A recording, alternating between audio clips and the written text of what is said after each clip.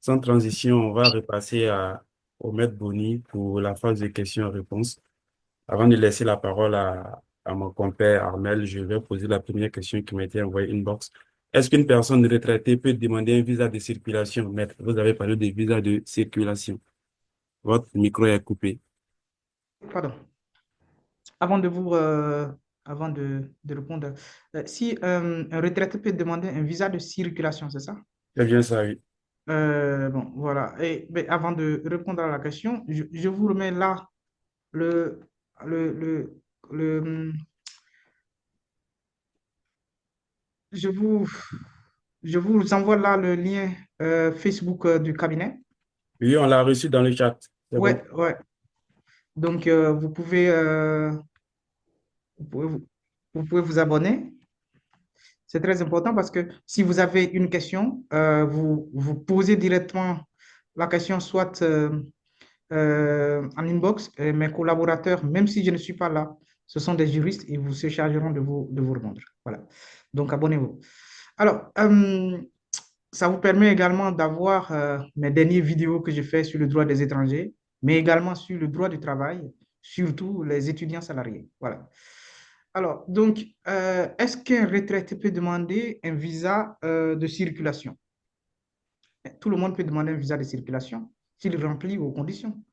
Et donc, comme je vous l'ai rappelé, si vous arrivez à utiliser un visa de court séjour pendant 2 ans, en fait, et on pourra vous donner un visa de circulation d'1 an. Voilà. Et donc, si notre ami, si notre camarade remplit à cette exigence, et bien évidemment, on lui donnera le visa de circulation. Mais il y a une autre possibilité. Si la personne est retraitée en France, si c'est un retraité français, pas, même, quand je dis un retraité français, il ne faut pas forcément qu'il y ait la nationalité française, hein. Il a travaillé en France, il a pris sa retraite en France, il est payé par les caisses sociales françaises, eh bien, il a ce qu'on appelle la carte de séjour retraité et c'est de plein droit. Il n'a même pas besoin de demander un visa de circulation ou quoi que ce soit. Il le demande à l'ambassade de son pays d'origine. On lui donne d'abord ce qu'on appelle un visa, ce que je venais de le dire, visa, carte de séjour à solliciter. Et on précise sur le visa, en fait, qu'arrivé à 2 mois, 2 mois après, en fait, il doit demander, dans un délai de 2 mois après son arrivée, il doit demander une carte de séjour retraité. Voilà. Voilà les deux solutions. Merci beaucoup, maître Armel. Je te laisse la parole pour les premières questions du chat. Alors, merci beaucoup. Donc, on va passer à la séance des questions-réponses. Et donc, on a au total, je vois qu'il y a une dernière question qui vient de s'ajouter. Donc, pour l'instant, on a au total 5 questions. D'accord. Donc, maître, la première question, donc je lis. Qu'est-ce que le passeport talent et comment le renouveler après le CDD ou contrat doctoral?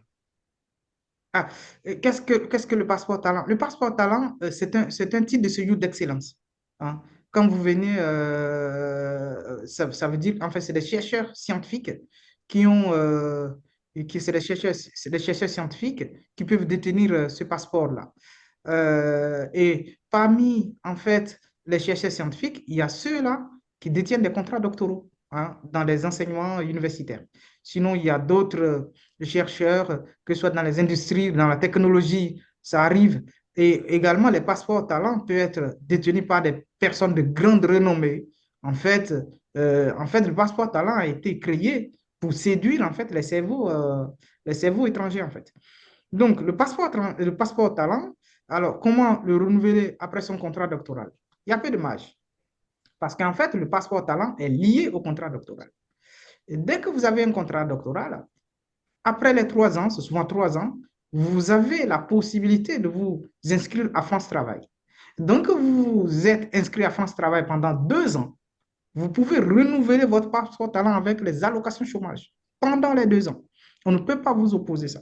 Donc, si vous finissez, si vos allocations chômage viennent à expiration, en ce moment, il faudra que vous trouviez un moyen pour basculer, soit sur un titre de salarié, un titre de séjour salarié ou tout autre titre de séjour dont vous remplissez les conditions. Donc, voilà un peu comment on peut renouveler un contrat doctoral. Voilà, pardon, un passeport talent lié à un contrat doctoral. C'est uniquement par Pôle emploi, désormais France Travail. Voilà. D'accord. Donc, je pense que la question a été traitée. Deuxième Ouais. question, est-ce qu'il est Est-ce que possible de... c'est bien clair pour lui ou pas? Je ne sais pas s'il nous entend. Est-ce que vous pouvez C'est bon, répondre si dans le chat, hein? Ouais. voilà, la personne pourrait Après, poser. si c'est pas clair, vous pouvez écrire dans le chat directement et Voilà. on prendra en compte. Ouais. Voilà. Vous pouvez rebondir en posant une autre question. Voilà. D'accord. Donc, la deuxième question, c'est est-ce qu'il est possible de lancer sa demande de renouvellement de titre de séjour 4 mois avant la fin de validité de son titre de séjour? Non, en fait, pas 4 mois avant. C'est une très bonne question. Je n'ai pas eu le temps de l'aborder. Pourtant, c'est une très bonne question. Ça me permet de, de, de, de revenir dessus. Et c'est très important il faut que vous le notiez. Le titre de séjour est renouvelé entre le 60e jour et le 120e jour avant son expiration. Vous voyez? Donc, je vais vous donner un exemple. Dès que vous avez un titre de séjour qui s'expire en avril, disons 30 avril, ça veut dire que, ouais, si vous avez un titre de séjour qui s'expire le 30 avril, par exemple, vous devez demander le renouvellement avant le 1er mars. Donc, si vous dépassez le 1er mars, ça veut dire que vous n'êtes plus dans les délais. Et votre possibilité de demander ce titre de séjour commence le 1er janvier. Donc, si votre titre de séjour s'expire le 30 avril, vous avez du 1er janvier au 28 février ou au 29 février, au plus grand tard le 1er mars, pour pouvoir faire la demande de renouvellement. Si vous dépassez cela, eh bien, ça veut dire que vous avez dépassé le délai normal et vous pouvez avoir des difficultés parce que quand la préfecture va prendre du temps sur votre dossier, va dépasser le délai de traitement, on vient, ils vont dire, mais c'est de votre faute. Et le tribunal risque de vous donner tort en ce moment-là. Donc, et une seconde conséquence, c'est que même si votre dossier est bien traité et qu'on vous accorde le renouvellement, on va vous demander une taxe, je ne me souviens plus, 150 ou 200 euros, un truc pour le retard. Voilà. Merci beaucoup, maître. D'accord. Donc, merci beaucoup, maître. Excuse-moi, Armel, pour compléter cette question, j'ai reçu une question en email. La personne demande si les délais de 4 mois, donc les délais dont vous parlez là, sont aussi valables pour les demandes exceptionnelles de titre de séjour étudiant. Oui, c'est pour tous les titres, c'est pour tous les titres de séjour, tous les titres de séjour. Que s'ils soient étudiants ou salariés, il faut veiller à demander entre le 60e jour et le 120e jour. Donc, si il vous reste 2 mois pour que votre titre de séjour s'expire, donc vous êtes en retard. C'est ce que je veux dire. S'il vous reste 2 mois pour que votre titre de séjour s'expire, c'est que vous êtes en retard. Donc, pour reprendre l'exemple, votre titre de séjour s'expire le 30 avril. Vous devez en faire la demande de renouvellement entre le 1er janvier et le 28 ou le 29 février. Vous voyez, mars-avril, là, si vous faites la demande dans ce délai-là, mars-avril, c'est que vous êtes en retard. Donc, c'est pourquoi on dit entre le 60e et le 120e jour.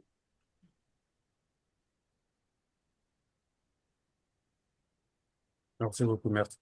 Ouais. Merci beaucoup, maître. Donc, là, on était à la deuxième question. Troisième question. Donc, c'est certainement un frère qui parle. Donc, sa femme est rentrée en France avec un visa passeport talent famille. Elle a obtenu son titre de séjour et elle est en formation. Donc, comment peut-elle renouveler son titre de séjour passeport talent famille pendant que son contrat doctoral a pris fin? Elle est en quelle formation? C'est très important. Donc, le frère qui a posé la question, s'il est encore en ligne, est-ce qu'il peut activer son micro pour plus de précision? Sangaré, il me semble. Sangaré Kaba. Exactement, ouais. Quelle formation? Il me semble qu'il fait du droit. Bon, il pourra confirmer ou infirmer. Et elle fait quoi? C'est du droit, c'est ça? Il me Alors, semble. Elle est étudiante, en fait, c'est ça? de ce que j'ai pu lire, c'est lui qui avait un contrat doctoral. D'accord. Et il a pu faire venir sa femme et maintenant, lui, son contrat a expiré. Ouais, il ne peut pas Je voudrais renouveler son savoir passeport. comment est-ce qu'elle va renouveler, elle. Euh, Non, le renouvellement de passeport famille dépend de celui qui le détient. Ils sont liés. Donc, si votre passeport talent est expiré, c'est que votre femme ne peut plus demander le renouvellement de son passeport famille. Donc, si elle est en formation, si elle est étudiante, elle bascule sur le titre de séjour étudiant. Bon, puisqu'on me dit qu'elle Euh, fait une formation, donc forcément, elle a un statut oui, d'étudiant. Donc, elle bascule sur le oui, titre de séjour étudiant. voilà, excusez-moi. Pour répondre à la question, elle fait la formation CAP Petite Enfance. Si elle fait la formation CAP petite enfance, donc Oui, oui. elle peut basculer sur le titre de séjour étudiant très Euh, rapidement. Tid- ah, ok, d'accord. Voilà. Puisque votre passeport, le passeport famille est lié en fait à vous, votre passeport talent. Oui, oui, Donc, du fait que votre passeport talent ne peut plus être renouvelé, c'est que oui, de facto, le sien également ne peut pas être renouvelé. Donc, d'accord. vous êtes obligé de trouver un moyen. Ou si vous, vous êtes salarié, c'est d'essayer de basculer sur le régime de regroupement familial, par exemple. Là, il y aura un type de séjour vie privée familiale. D'accord. Moi, je prévoyais pour elle, peut-être, si elle finit sa formation, Oui. qui finit c'est quel mois là? Sa formation finit en juin, mais Oui. le titre de séjour va jusqu'en octobre. Oui. Donc, si elle obtenait par là Alors, un si c'est le CDI, cas, si c'est le cas, il hmm, faudra que tout de suite, il faudra qu'elle commence par chercher faire un changement de statut dès voilà, maintenant. d'accord, Donc, il d'accord. faudra que dès maintenant, parce que comme je vous le disais, l'autorisation de travail hein, Oui, n'est valable, ne peut pas être demandée si le titre de séjour est expiré. Il y a une cliente dans ce contexte, dans cette situation. Donc, d'accord, déjà, commencez par chercher une promesse d'embauche dès maintenant. Elle d'accord. n'a pas postulé, j'ai fini en juin, donc j'ai besoin Oui, d'une, elle fait la demande d'autorisation de travail et comme ça, elle demande un changement de statut. L'essentiel, c'est d'obtenir la demande d'autorisation, l'autorisation de travail, pardon, avant l'expiration de son titre de séjour. Et pour être plus précis, je vous ai dit que la demande d'autorisation, l'autorité a 2 mois pour étudier la demande d'autorisation de travail.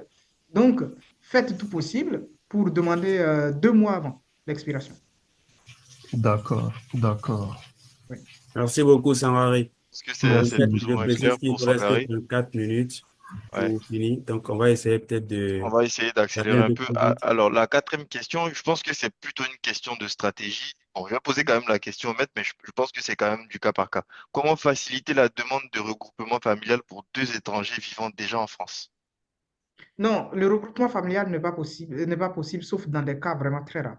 C'est la réunification plutôt on peut jongler.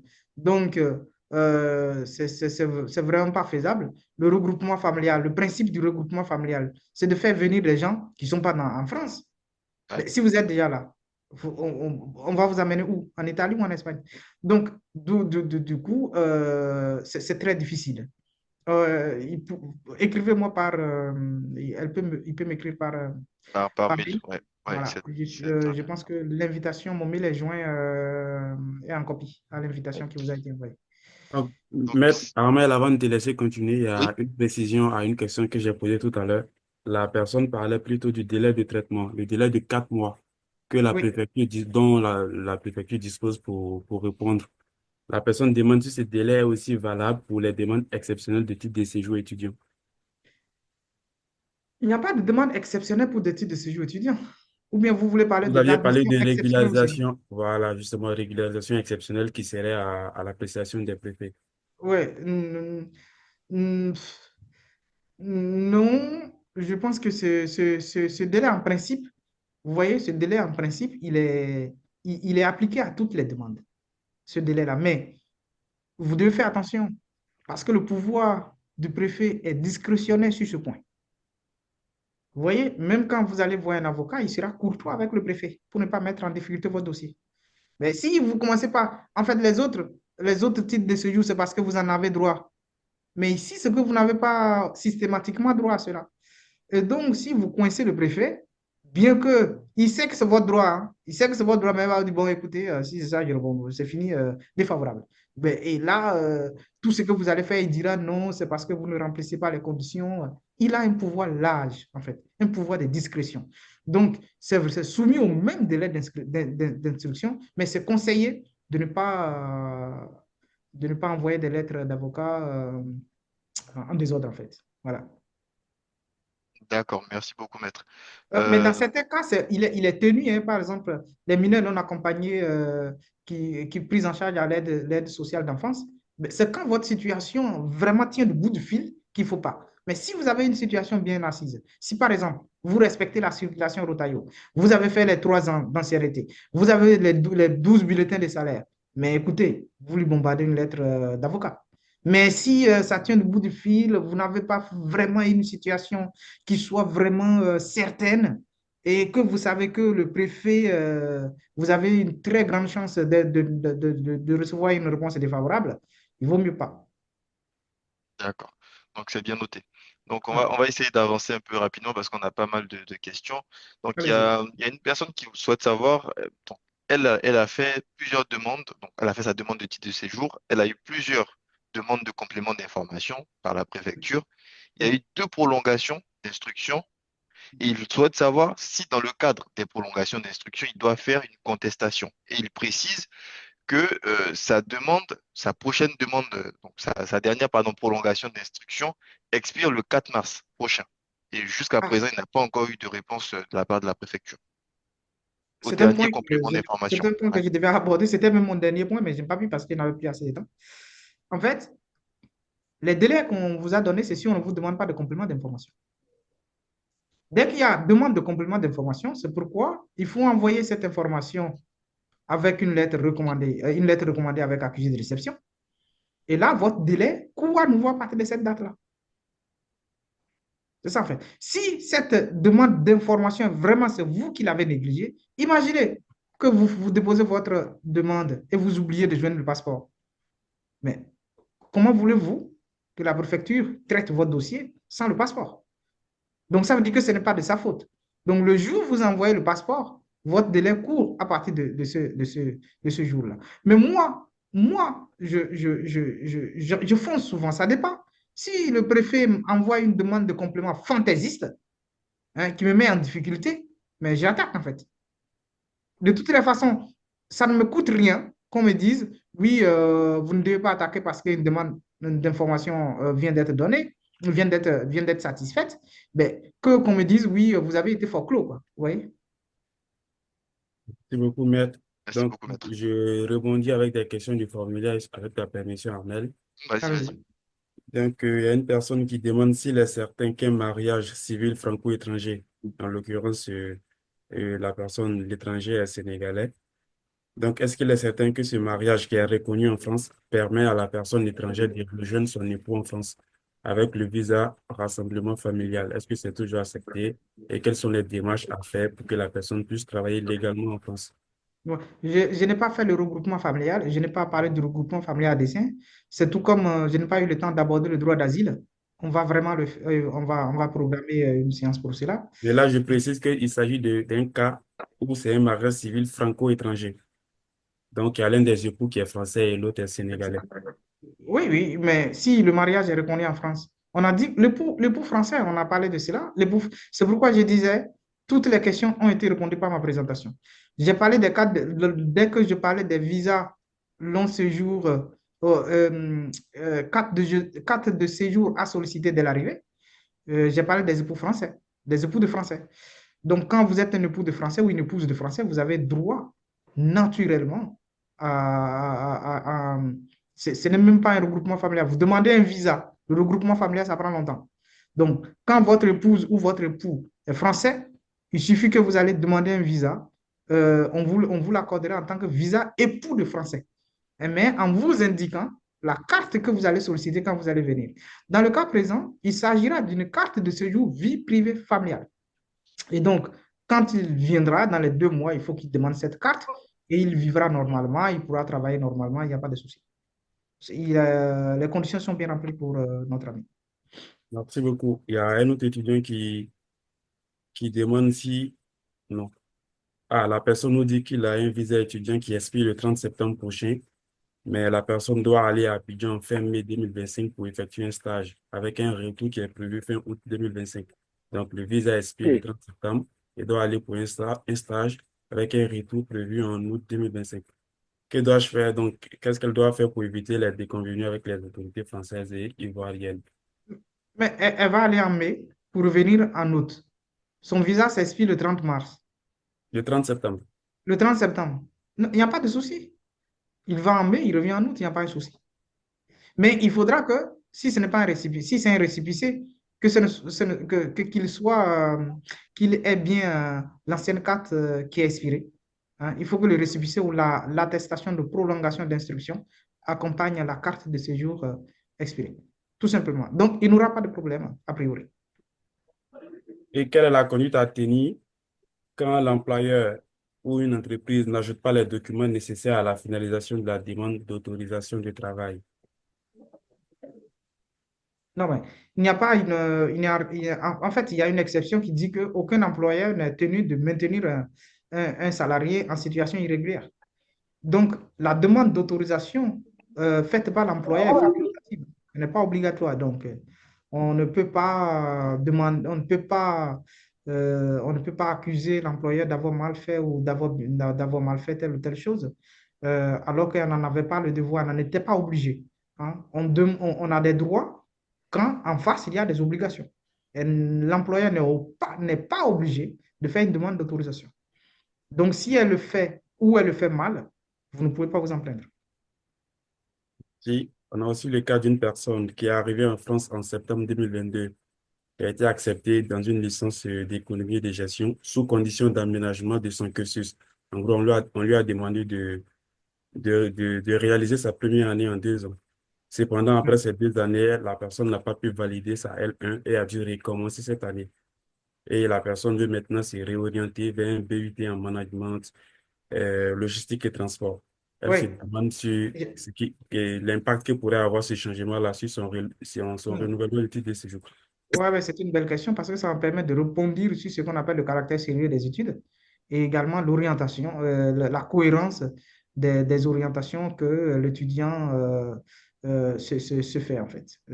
Alors, cette personne en fait, quand j'ai lu son message, elle doit être une personne handicapée en fait, ou elle vit dans une situation exceptionnelle qui ne lui permet pas, en fait, de faire l'année en une seule fois. Voilà. Donc, déjà, l'aménagement est une belle excuse pour pouvoir démontrer le caractère sérieux de son étude. Donc, moi, je conseille cette personne de déposer son titre de séjour et de mettre en avant sa situation personnelle en disant, vous voyez, je n'ai pas pu valider parce que je n'ai pas pu, ma situation ne me permet pas de faire le droit. Vraiment, je veux maintenant faire ceci, c'est ça qui me plaît. Franchement, surtout en licence 1, on n'est pas vraiment très, très, très dur avec les étudiants. Quand vous faites la licence 1 et que vous vous réorientez tout de suite, le brevet se dit, bon, en fait, c'est parce que la personne ne se sent pas. Mais c'est quand vous finissez le master, imaginez vous finissez le master et l'année prochaine, vous revenez faire une licence 1, on va vous dire, mais attendez, qu'est-ce qui ne va pas chez vous? Donc, c'est dans ce contexte-là que le préfet réagit souvent. Je pense que sa situation, elle est délicate, mais elle peut demander un titre de séjour sans craindre même de ne pas avoir précédemment des relevés qui ont de bonnes notes ou pas. Mais elle peut m'écrire par mail. Oui, si D'accord. elle Une nous dernière entend. question avant de repasser la main à Armel. Il y a Oui, une personne en situation de mobilité réduite bénéficiant de l'AAH, donc je pense que c'est l'allocation pour les adultes adulte handicapé. handicapés, qui voudrait venir faire venir sa femme et son fils en France. Donc la personne demande ce qu'elle doit faire. Ah oui, c'est très intéressant. Ça me permet c'est des questions très intéressantes. Ça me permet de revenir un peu sur là, cette personne également est handicapée en fait. Donc, euh, vous savez, les étudiants, vous ne le savez pas, les étudiants peuvent demander le regroupement familial. Hein. Ne pensez pas que c'est impossible. La condition, c'est d'avoir une carte de séjour de moins d'un an. Or, la carte de séjour étudiant est de moins un an. Donc, vous avez tout à fait le droit, vous étudiants, de demander un regroupement familial. La condition, c'est qu'il faut avoir un hébergement qui pourrait vous contenir vous et ce que vous voulez faire venir. La deuxième, c'est de satisfaire aux moyens d'existence. Et c'est ça qui est un peu difficile, les moyens financiers. Voilà que l'étudiant n'a le droit que de travailler dans 60% de son temps de présence. Donc, elle ne peut pas satisfaire aux moyens d'existence. Mais il y a d'autres étudiants, en fait, qui foncent et pendant bien d'années, qui travaillent et qui peuvent attester d'avoir un bon revenu pendant les années précédentes. Et donc, bien évidemment, au mépris de la loi, hein, mais ce n'est pas grave. S'ils arrivent à attester cela, ils peuvent faire venir leur famille. Mais je vous explique cela, c'est pour répondre à la question. En ce qui concerne les personnes handicapées, ils ne sont pas soumis aux moyens d'existence. Dès que vous percevez l'allocation adulte handicapé, vous n'êtes pas soumis à la limite des moyens financiers. Vous faites venir votre femme tout simplement. Et la question qui va se poser, c'est juste la question du logement. Merci beaucoup, Armel. Je laisse la main pour les questions du chat. D'accord, pour la question du chat. Alors, donc, question suivante. Quel titre de séjour demander lorsque le titre de séjour recherche d'entreprise et création d'emploi a expiré, mais qu'on a créé une entreprise avec une personne française? Ouais, donc, On a 2%. Sachant qu'on a 2%, j'ai vu la question, sachant qu'on a 2% de revenus. C'est ça, hein? C'est la question là, ça? non, moi, je n'ai pas cette précision-là. Ah bon, d'accord. Oui, mais dès que vous avez un titre de séjour, création d'entreprise ou recherche d'emploi, et bien évidemment, c'est soit vous trouvez un emploi ou vous trouvez ou soit vous trouvez un emploi ou vous créez une entreprise. Donc, il a bien fait de créer une entreprise, même si c'est en association avec quelqu'un. Il suffit qu'il démontre que la part qui lui revient vaut le SMIC, hein, tout au moins qui lui permet de vivre sur le territoire français, tout simplement. D'accord. Mais si la part qui lui revient est de 400 euros, forcément, on ne l'acceptera pas. Mais il faudra démontrer que, en fait, oui, j'ai au moins 1200, 1300 le SMIC. Voilà. Ouais. Et donc, lui, je pense que sa question, c'était de savoir quel est le titre de séjour qu'il doit demander. Est-ce que c'est le titre de séjour, par exemple, vie privée, vie familiale? Euh, non, entrepreneur, profession libérale. D'accord. Voilà. Donc, en fait, c'est ça qu'il voulait savoir. Ah, c'est ça sa question, d'accord. Ouais. Excusez-moi. Donc, il peut demander s'il devient, il y a deux cas qui peuvent se présenter. Soit il trouve un emploi et il fait un changement de statut pour avoir la carte de séjour salarié, temporaire si c'est temporaire si c'est un CDD ou Mhm. pluriannuel si c'est un CDI. Mais si il arrivait à créer une entreprise pendant ce temps, il y a une Mhm. carte de séjour qu'on appelle entrepreneur, profession libérale. Je l'ai dit D'accord. lors de ma présentation. Ouais. D'accord. Donc, ça répond parfaitement à la question. Oui, ça répond Question, à la question. ouais. Question suivante. Est-ce qu'après avoir obtenu un titre de séjour recherche d'emploi et création d'entreprise, mais que vous n'avez eu aucune promesse d'embauche, vous êtes obligé de quitter le territoire? Oui, vous êtes obligé de quitter le territoire français parce que c'est ça qu'on a. Cette carte n'est pas renouvelable. C'est pourquoi on l'appelle carte temporaire, en fait. Elle n'est pas renouvelable. Dès que vous finissez la durée légale qui vous a été accordée, eh bien, vous devez, si vous n'avez pas encore trouvé un moyen, soit d'avoir une carte de séjour salarié ou une carte de séjour entrepreneur ou une autre carte de séjour dont vous remplissez les conditions, et bien évidemment, vous êtes en situation irrégulière, il faut quitter le territoire français. Ouais. Et question suivante. Bon, ça, c'est le cas, par exemple, d'un alternant qui a son école dans une ville et qui vit dans une autre ville. Il voulait savoir où est-ce qu'il doit déposer sa demande de titre de séjour. Non, il fait son école dans une ville et il Ouais, vit dans une autre ville. c'est ça. Mais ce n'est pas possible. Comment il fréquente? C'est en ligne? Ah, non, par exemple, je prends un exemple très simple. Moi, je suis à Nantes, la personne est à Angers, c'est possible, hein. Faire Nantes-Angers. C'est combien de Et kilomètres? en voiture, c'est 40 minutes et en train, c'est 40 minutes pareil. Non, il demande alors le titre de. Mais c'est les préfectures différentes. Ouais, c'est ça. Donc, il demande à là où il demande au lieu de résidence. C'est Hein. exact. Ouais. Donc, je disais que ce n'est pas possible parce que j'ai rencontré une telle situation. La personne est à Bordeaux, mais son école est à Paris.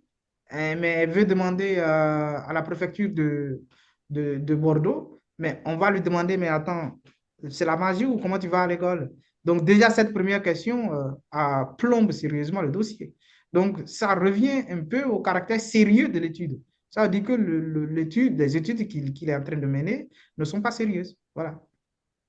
Ça, je pensais. Mais D'accord, si ok. la distance est telle qu'elle peut la parcourir tous les jours, 40 Mhm. minutes, il y a des gens même à Bordeaux qui font 40 minutes pour venir à l'université. Ouais, Donc, exactement. Ouais, c'est faisable. ouais.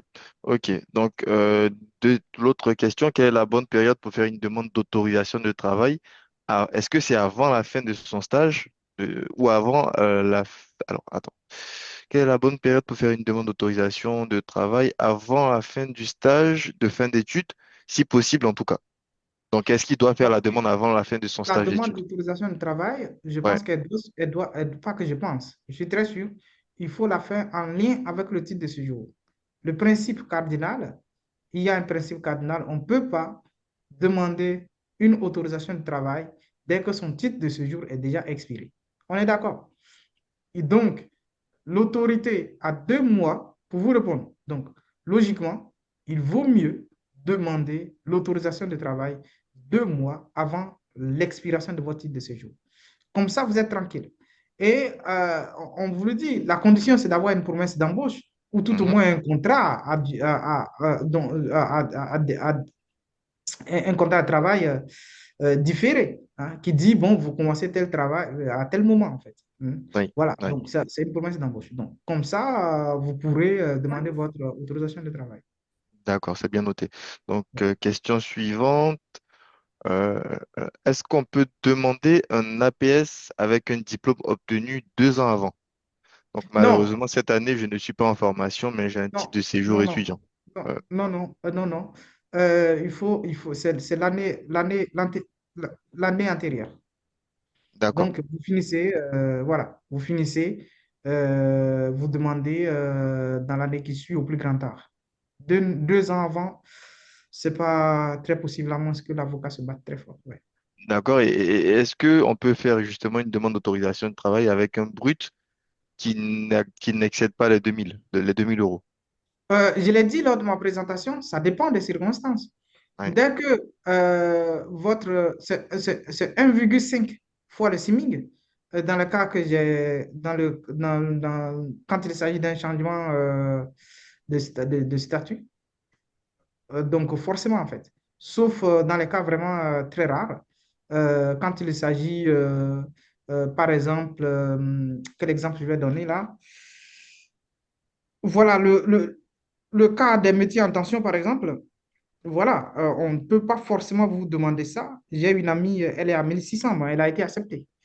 Donc voilà, c'était un métier en tension, mais on a dû se battre très fort. Vaut mieux avoir le 1,5 fois le SMIC avant de vous lancer. avant de vous C'est- lancer. Ouais. ouais. Donc, Donc, il il y a nous une autre. reste 10 Mais il y a minutes des cas pour, exceptionnels, je l'ai dit. Oui. il nous D'accord. reste 10 minutes pour répondre à Aux une questions. multitude de questions. Je pense qu'on ne Là, pourra pas répondre à moi, toutes ces questions. je suis à 21 questions, mais je vais quand même essayer de faire le point pour voir est-ce qu'il y a des demandes urgentes. Et après, s'il y a des demandes qui nécessitent un long temps d'intervention, on va leur demander de poser des questions directement sur Oui, la boîte mail. oui, effectivement.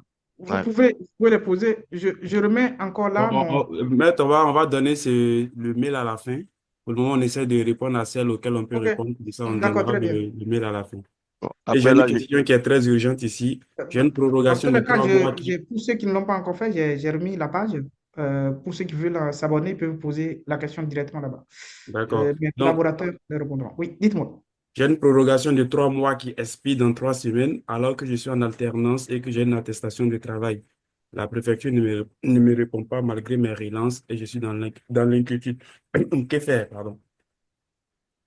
Alors, la personne est en alternance. Je n'ai pas bien Oui. compris. La Mais personne dites. est en alternance et a une attestation de travail. Ouais, Donc, d'accord. apparemment, son titre a Attestation de expiré. travail ou Il a bien une autorisation de prorogation de travail? 3 mois. Qu'est-ce qu'elle appelle attestation de travail? Je ne sais pas ce qu'elle a mis. Alternance et Elle est en attestation. alternance, elle a une Oui, c'est attestation de peut-être travail. autorisation de travail, peut-être. Autorisation de travail. Ah, d'accord. Elle est en alternance, elle a une autorisation de travail. La préfecture ne répond pas. Nous l'avons dit, mettre la pression. Quand la préfecture fait la sourde oreille, contacter un avocat qui lui envoie une lettre d'avocat pour lui mettre un peu du feu. Ça ne coûte rien. Surtout avec la fédération, la phase FIF, ils vont vous le dire, ça ne coûte rien du tout. Alors une lettre d'avocat, c'est trop, c'est 50 euros plus 70 en fait. Ouais, c'est toujours bien de le faire. Sinon, vous vous retrouverez dans la merde plus tard et vous vous direz, mais merde, si j'avais dépensé les 70 €. Donc, les 3 premiers mois, quand vous voyez qu'on ne vous répond pas, bim, l'aide d'avocat. En attendant les 4 mois dont dispose le préfet. Après les 4 mois, vous basculez sur un recours gracieux, toujours avec une lettre d'avocat. C'est plus simple parce que lui, il trouve les bons mots. Vous pouvez le faire vous-même, hein. Mais avec un avocat, lui, il trouvera les bons mots. Et en plus, le fait qu'il voit la signature d'un avocat, en France, les gens, ils ont peur des avocats, en fait. Donc, quand ils voient un avocat, j'ai traité un cas la fois dernière qui m'a fait beaucoup rire. Je ne vais pas venir dessus, mais donc, si le recours gracieux ne marche pas, tribunal administratif. Ouais. Donc, le tribunal forcément va les contraindre à répondre, obligatoirement. Voilà. Merci beaucoup, Maître. D'accord. Une autre question qui est un peu urgente et délicate. Je vis en France depuis 2023 et je Ouais. travaille avec le nom d'un ami depuis juin 2023. Ouais. Quelle est la procédure que je peux engager compte tenu de ma situation? Je suis Non. rentré en France illégalement. Malheureusement, vous savez, j'ai vu également la question, la circulaire Rotaillot est vraiment très, très encadrée. Il faut, il faut travailler. Mais si ce n'est pas son nom, comment peut-il prouver que depuis 12 mois, il travaille? C'est là le problème. Vous voyez? Donc, c'est le moment de dire ceux qui nous écoutent, qui sont en situation irrégulière et qui, malheureusement, travaillent avec les papiers des amis. Il vaut mieux travailler avec son propre nom. C'est difficile, mais regardez, essayez de voir, il y a toujours quelqu'un qui a besoin de vous. Ou le plus simple, c'est de travailler en tant que particulier. Moi, par exemple, chez moi, j'ai des ménagères, par exemple, que je ne paye pas le CESU. Vous devez comprendre c'est quoi le CESU. Donc, le CESU, vous pouvez vous faire payer par le CESU. Vous avez des papiers ou pas, vous pouvez vous faire payer par le CESU. Et au moment opportun, vous pouvez mettre ces bulletins-là dans votre demande. Même si les bulletins n'arrivent pas, ne peuvent pas justifier votre ancienneté, tout au moins, ils peuvent justifier votre présence sur le territoire. Parce que n'oubliez pas, on vous demande de vivre sur le territoire français pendant 3 ans. Et qu'est-ce qui prouve cette présence-là? Eh bien, c'est les factures, par exemple, que vous avez eues, les achats vous ne le savez pas peut-être, mais les achats que vous avez faits dans les supermarchés, par exemple. Gardez les tickets là. C'est très important pour prouver votre présence. Vous avez été malade, vous êtes allé voir un médecin qui vous a prescrit une ordonnance. Gardez-la parce que c'est elle qui dit, oui, en mai, vous étiez en France, c'est pourquoi vous avez eu une telle ordonnance. Ceux qui ont les cartes AME, par exemple, conservez cela. Les factures qui vous sont adressées, conservez, y compris le CESU. Donc, le CESU peut bel et bien être une bonne sortie pour vous. Demandez auprès de vous et travaillez auprès des gens qui en ont besoin. Armel, je pense que vu le temps, tu peux peut-être poser 2 dernières questions, les Oui. Oui. plus urgentes, comme ça. Donc, juste un instant. Bon, je pose déjà la question sur laquelle j'étais, et après je vais trier.